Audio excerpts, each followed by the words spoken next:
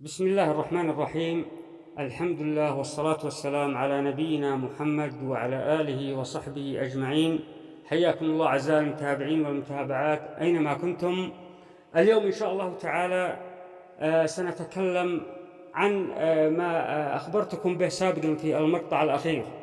المقطع السابق كان معنا رؤيا وجاء فيها أن الله سينزع الكعبة إلى البحر، وأن الله سيقيم حرب، ومن تخلف عنها فله عذاب أليم. وأخبرتكم أن هناك، طبعا فسرناها بعون الله وتوفيق الله سبحانه وتعالى، وأخبرتكم أن هناك نص وجدته أثناء بحثي عن الإمام علي بن أبي طالب. ذلك النص يخبرنا بتفسير أو فيه خلاصة تفسير تلك الرؤيا، فوضحت لكم ذلك النص في المقطع الأخير، وكان ذلك النص في الصفحة 243. هذا ما وجدته عندما بحثت عنه في النت أو في جوجل، وهو النص الذي جاء فيه: ولا يقوم المهدي إلا بمطمع وفتن كالليل المظلم. النص الموجود الآن أمامكم على الشاشة. وأخبرتكم طبعا أن ذلك رقم الصفحة فيه سر، والرقم يشير إلى الإمام المهدي عليه السلام. وفعلا نزلت ذلك الكتاب، والكتاب كان بعنوان ما قاله أمير المؤمنين علي بن أبي طالب رضي الله عنه عن آخر الزمان. ولكني وجدت الصفحة 243 ليست فيها نص غير النص الموجود أمامكم، والنص هو الآن سيظهر أمامكم على الشاشة. النص الموجود الذي وجدته في الكتاب يخبرنا أن هنا عن الأمم التي سوف تزحف من العرب لمبايعة المهدي عليه السلام، والنص موجود الآن أمامكم، اقرأوه. وقد تكلم عن هذا النص كثير من الأخوة في كثير من القنوات. هذا النص في الصفحة 243 في الكتاب، كتاب عنوانه ما قاله علي بن أبي طالب عن آخر الزمان. الرقم 243 أيها الإخوة. طبعا أنا لم أقرأ هذا الكتاب، وقد يتعجب البعض كيف أنا باحث عن أحداث آخر الزمان ولم أقرأ هذه الكتب الذي أي باحث وحتى المتابعين الذين ليس معهم قنوات كثير منهم قد قرأوا مثل هذه الكتب. ولكن حقيقة أنا لم أقرأ هذه الكتب. قرأت أشياء بسيطة، وسمعت في بعض القنوات عن بعض الروايات عن أمير المؤمنين علي بن أبي طالب رضي الله عنه. ولكني تفاجأت عندما نزلت هذا الكتاب، فيه أشياء عجيبة. وأنا رأيي الشخصي وأقول أن كل ما قيل أنه قاله أمير المؤمنين علي بن أبي طالب هو ليس من تلقاء نفسه أو الله أوحى له بهذه الأنباء، وإنما أكيد 100% أنه سمع هذه الأشياء من سيدنا محمد صلى الله عليه وسلم. وحتى إن كان هذا الكلام هو كلام أمير المؤمنين علي بن أبي طالب رضي الله عنه، طبعا كل شيء هو بأمر الله وبفضل الله سبحانه وتعالى.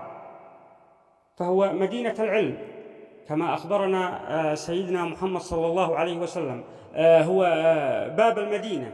سيدنا محمد صلى الله عليه وسلم هو مدينة العلم وعلي بابها. الرقم أو هذه الصفحة الموجودة أمامكم الآن على الشاشة في ذلك الكتاب رقم الصفحة 243. هذه الصفحة 243 نرجع إلى القرآن الكريم، وجدناها في سورة يوسف. عندما نتدبر هذه الصفحة نجد فيها أشياء كثيرة، وكأن الآيات، طبعا نحن أمام القرآن الكريم، نعم هي قصة يوسف، ويخبرنا الله عن سيدنا يوسف عليه السلام وعن أخوه. ولكن عندما نتدبر القرآن الكريم نجد كل ما نبحث عنه، وكأن هذه الآيات وكل كلمة في هذه الصفحة تخبرنا عن الأحداث القادمة، وعن حياة الإمام عليه السلام، وعن ما سيحدث له، وعن اقتراب نصر الله. لأن الصفحة 244 جاء في رمز في رؤيا وهو يوم النصر، وجدناها في هذه الصفحة. حتى لا أطيل عليكم، الصفحة 243 أيها الأخوة هي عدد آيات الصفحة 486 في سورة الشورى.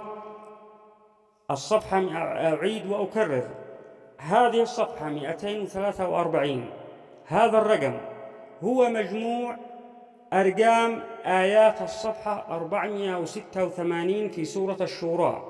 والصفحة 486 في سورة الشورى هي هذه الصفحة، هي فيها أول آية ورقمها 23 ورقمها الباطن 87 وهو رقم ترتيب سورة الأعلى.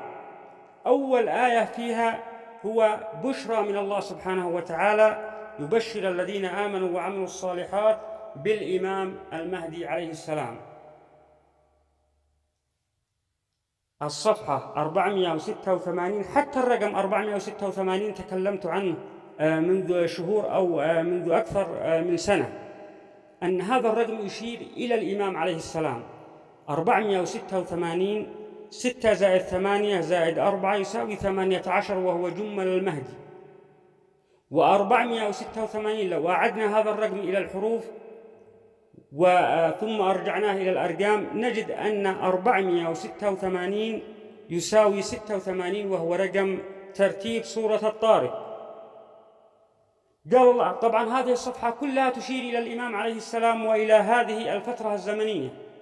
قال تعالى: أعوذ بالله من الشيطان الرجيم: ذلك الذي يبشر الله عباده الذين آمنوا وعملوا الصالحات قل لا أسألكم عليه أجرا إلا المودة في القربى ومن يقترف حسنة نزد له فيها حسنا إن الله غفور شكور.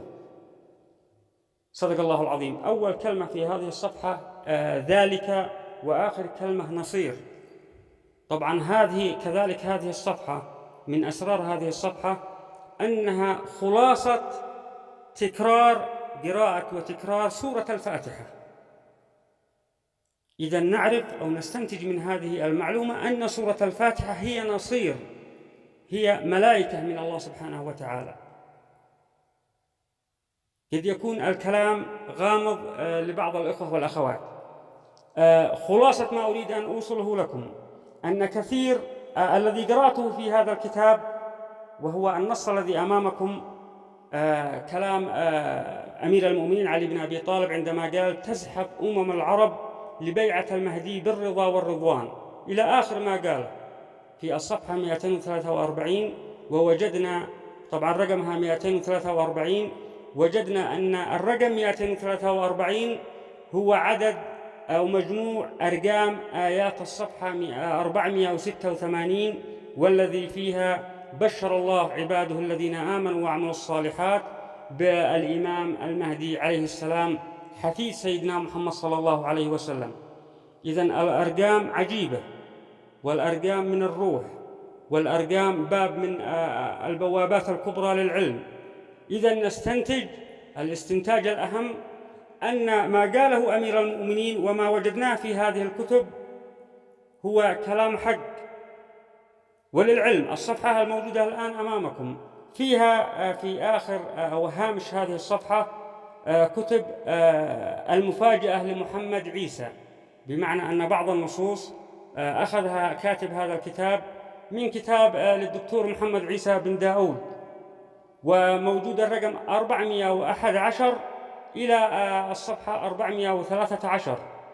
عندما نجمع هذه الأرقام نحصل على الرقم 824. كذلك هذا الرقم يشير إلى الإمام المهدي عليه السلام، لأن الرقم 824 بقانون من قوانين علوم الأرقام أو علم الأرقام أو علم الأسماء يساوي 24 زائدا 8 نحصل على الرقم 32 وهو جمل الإمام المهدي.